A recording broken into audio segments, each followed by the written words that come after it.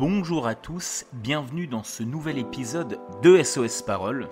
Je vous remercie d'être de plus en plus nombreux sur la page Facebook. Nous avons atteint les 200 abonnés, ce qui est énorme pour moi et je ne peux que vous encourager, pour ceux qui ne sont pas encore abonnés, à vous mettre sur la page Facebook et Instagram. J'aimerais dans un futur proche développer une interaction avec vous, une vraie communauté, et que nous puissions échanger ensemble sur vos problèmes courants et les solutions qu'on peut apporter ensemble à vos prises de parole.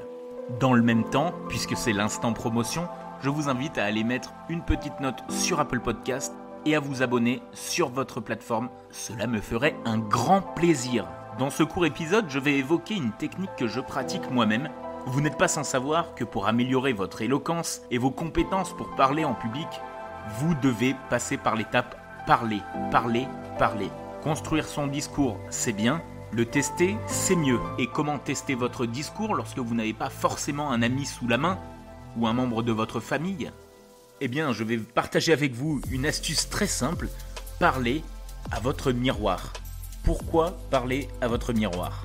Déjà, peut-être parce que vous ne savez pas à quoi vous ressemblez quand vous parlez. Attention, je ne dis pas que vous faites des grosses grimaces ou que vous montrez peu d'entrain, mais souvent on ignore l'image qu'on reflète lorsque l'on s'exprime, lorsque l'on fait une blague, et même qu'on en rigole. Si vous ne vous êtes jamais filmé parce que vous avez peur ou vous craignez de voir votre image, c'est la meilleure alternative possible. Plus que de retransmettre votre image en direct, vous pouvez apprendre ou bien améliorer des compétences essentielles à tout orateur. Nicolas Boutman, dans son livre « Comment convaincre en 2 minutes », évoque l'importance du sourire. Le sourire est communicatif et vous préférerez parler ou entendre quelqu'un parler avec le sourire plutôt que de le voir grimacer, n'est-ce pas ? Parler à votre miroir vous permettra de sourire et de vous animer davantage lors de vos prises de parole. Et ce, sans jugement.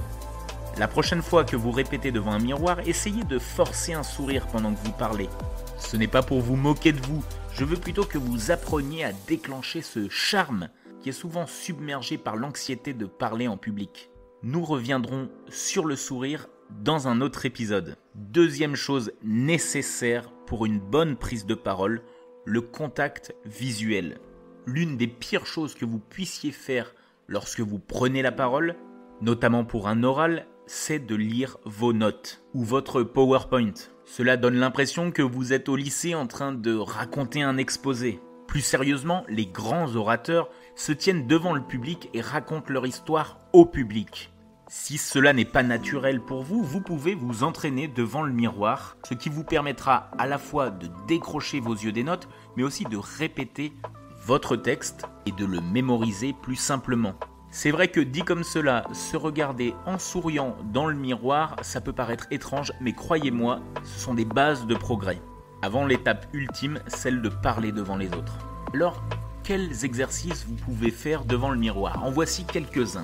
Par exemple, faites semblant d'avoir une conversation. Répondez à une question ou faites un discours d'1 minute sur ce que vous avez mangé au dîner par exemple. Pendant que vous parlez, concentrez-vous sur les expressions de votre visage, car c'est ce qui permet d'amplifier votre émotion face à un sujet. Adaptez vos expressions faciales au ton de votre discours afin qu'ils contribuent à faire passer votre message et à attirer l'attention de votre public. Entraînez-vous 1 minute chaque jour et vous gagnerez en confiance en vous et en capacité oratoire, dans un seul but, celui d'intéresser les autres.